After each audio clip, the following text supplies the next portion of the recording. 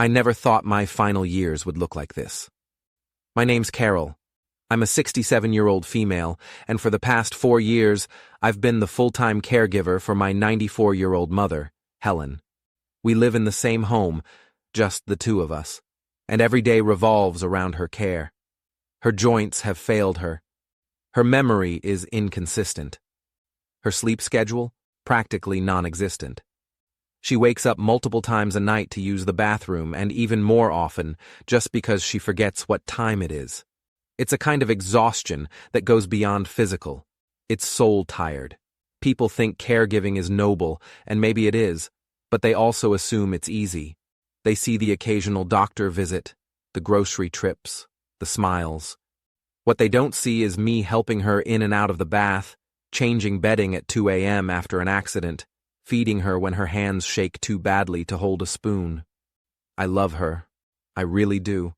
But love and fatigue live very close together. The hardest moments weren't always the dramatic ones. Sometimes they were tiny things, like her calling me Margaret, her sister's name, for 3 days straight. Or when she forgot that Dad had passed, and I had to tell her again, and watch her relive that grief like it was brand new. Again. And again. I used to keep a journal, writing down little victories. Mom walked to the window today. She smiled during lunch, but I stopped about a year ago. It felt like trying to count sparks in a windstorm. It was 1:30 in the morning. I had just dozed off when I heard her shuffle into the doorway. "Carol," she said, voice barely above a whisper, "could you make me a hot fudge sundae?" I thought I was dreaming. I blinked at her from my bed, dazed. "Mom, it's 1:30 in the morning. Please go back to sleep." She stood there, confused, maybe even a little afraid. I think I'd like one. It sounds nice." And I snapped. I didn't scream, but the sharpness in my voice could have sliced the air in two. "You want ice cream in the middle of the night? That's ridiculous. Go to bed, Mom." She flinched.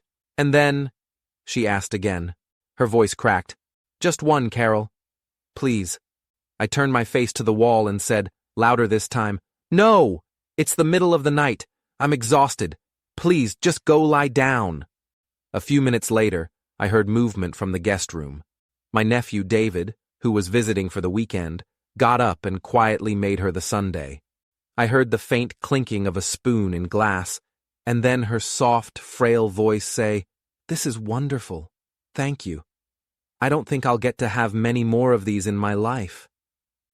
I didn't cry then, but I felt the first splinter of shame. The next morning, I was met with judgment from all sides. My sister called me cruel. David avoided eye contact. My brother-in-law told me I was emotionally abusive. Even my niece-in-law, who's only known us for a couple of years, said I lacked basic empathy. None of them were here the night Mom fell and I had to lift her alone. None of them were here for the week she had hallucinations from a new medication. None of them scrubbed bathroom floors or canceled vacations or heard the same story repeated 9 times in 1 hour. But they were all here now. To judge me. For the sundae. I didn't try to defend myself. What could I say? Sorry I didn't serve dessert in the dead of night? Sorry I lost my temper after 4 sleepless nights? Sorry I'm a human being with limits?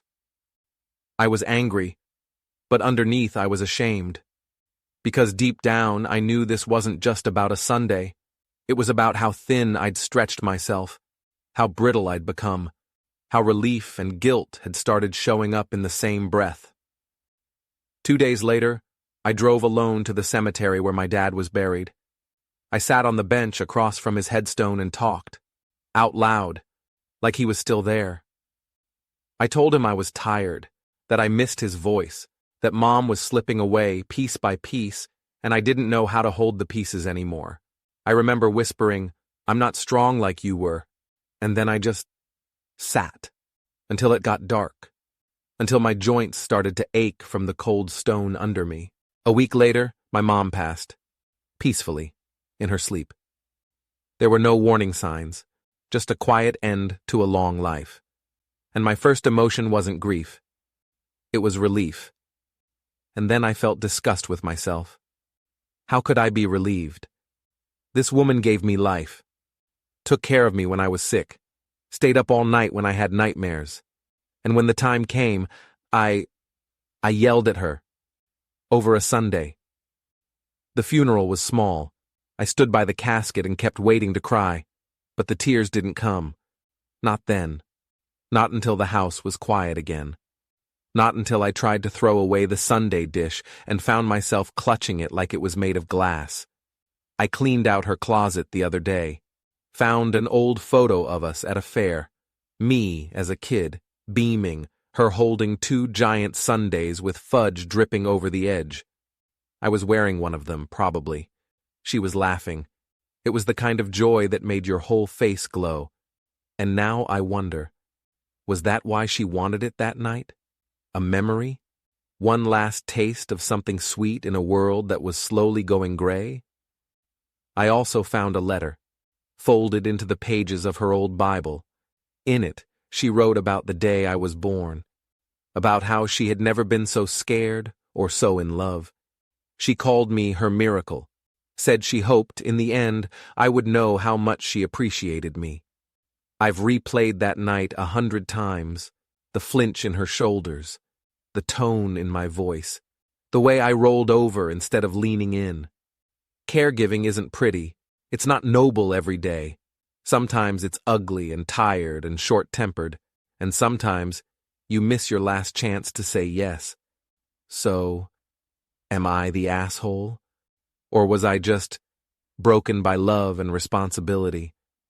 What would you have done? Would you have made the Sundae?